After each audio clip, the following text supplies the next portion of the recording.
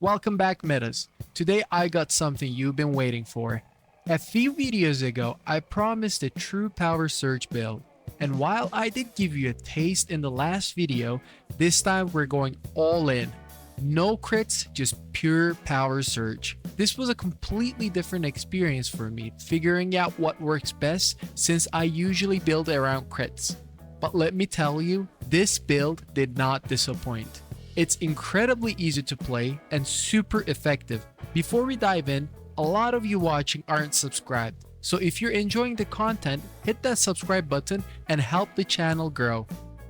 Power Surge is a strong effect, dealing 50% PSI intensity damage and putting a negative 40 accuracy debuff on enemies for 6 seconds. Power Surge doesn't lose damage over distance, and it can't crit or hit weak spots. I know that sounds underwhelming, but with the right armor and weapon combos, it can become a game changer. Each weapon uses Power Surge in its own unique way, so choosing the right one is key.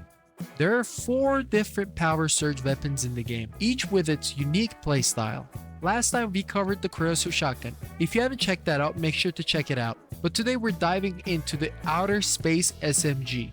In my opinion, Outer Space is the best weapon for Power Surge elemental damage. It has an insanely high fire rate, making it ideal for triggering Power Surge often. Here's the breakdown. Outer Space has a base trigger chance of 25%, which increases by 12 seconds on a kill and 3 seconds on a reload. Understanding the reload mechanic is crucial here, as it helps you pick the best calibration. I personally like lightweight style for 150% reload speed at the cost of negative 30% magazine capacity. This lets you maintain a plus 40% trigger chance bonus, pushing your overall trigger chance up. You can snag the Outer Space SMG from the Wish Machine for 8,000 Star Crom or try your luck with a spit. For your secondary, you have 2 solid choices. You can go with Bingo Sniper Rifle for quick marking when you swap to it and a 45% weak spot damage bonus after 3 hits.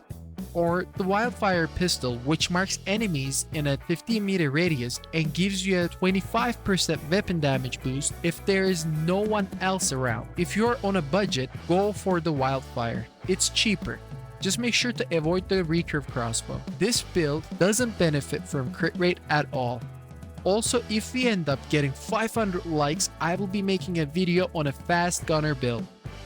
Let's talk armor. In Once Human, armor comes in 2 types. Key armors that change your playstyle and set armors that provide bonuses when worn together. For Power Surge, there are 3 key options. Mayfly Goggles adds an extra Power Surge trigger but cuts down the damage by 30%. Yellow Paint Mask makes enemies explode on defeat, dealing EMP damage in an area. Gas Mask Hood boosts crit rate by 35% after a Power Surge trigger. Mayfly Goggles are the top choice here. Doubling your Power Surge triggers is fantastic even at the cost of 30% damage. Plus, it doesn't cost Star Crom to obtain one. For your set, go with 4-piece Shelterer for 8% elemental damage and a stacking 30% extra elemental damage buff with each hit. The stacking buff scales twice as fast if you're hitting a weak spot. I use Bastille for our last piece because it adds to our damage, but you can swap it out for anything you like. If you can't afford a legendary set, go with 3-piece Heavy Duty for elemental damage and movement speed, plus 2-piece Scout for extra weapon damage. Sadly, there aren't that many options giving us elemental damage, and I found these ones to be the best. Now onto the mods, the bread and butter of any build. This is an elemental build, so prioritize elemental damage. Key attribute you're looking for is Talents, which will guarantee elemental damage on attributes. Other attributes you can look for are shock damage, Power Surge damage, magazine capacity, and damage to Great Ones. For the Outer Space mods, the best choice is Static Shock, which shortens Power Surge duration but boosts the damage by 20%. Some might suggest Shock Rampage, which increases your trigger chance by 5% per trigger, stacking up to 20%. But it's less effective since it only increases your base chance by 5% in total. For your secondary, use the Vulnerability Amplifier mod to double your vulnerability boost from 8% to 16%. For helmet mod, choose Deviation Expert to boost fire rate and status damage. Mask mod, go with Thunderclap. It works great with Mayfly goggles, halving the damage trigger requirement. For jacket mod, you can choose a defensive mod with good attributes or Blue Flame Resonance mod for more power surge damage. Hence mods, I go with status amplification, but precision charge is also viable if you use a heavy sight calibration. For glove mods, choose status enhancement or elemental overload depending on the attributes on your mods. For boots mod, both slow and steady and covered advance work pretty well depending on the situation. Now for your cradle setup, I recommend automatic weapon enhancement, status enhancement, tactical combo, first round blast. Feel free to fill the rest with what you like, especially if you're playing in a hard mode scenario like I am. Also, my cradle might look a little bit different than yours. This is due to me playing in a hard mode scenario as well. There isn't a set rotation for max DPS since we're dealing with a lot of stacking buffs. Focus on keeping your bullseye buff active and keep shooting until the enemy is dead. Your DPS will fluctuate depending on how often power surge triggers, so aim to keep your average above 60k DPS. And don't forget to summon your Deviant before engaging. Lone Wolf Whisper from the Hound boss is a solid choice, but you can also use the gel for more defensive and survival option. You might be wondering, do I recommend this build?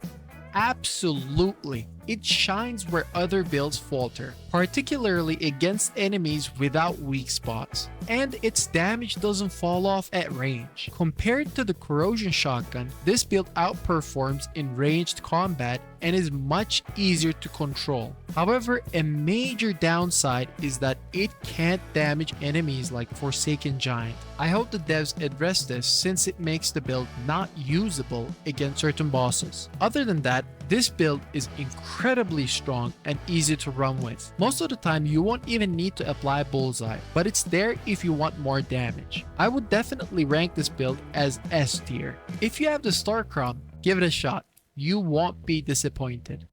Here are some pro tips to squeeze out an extra 10-20k DPS. This build scales with PSI.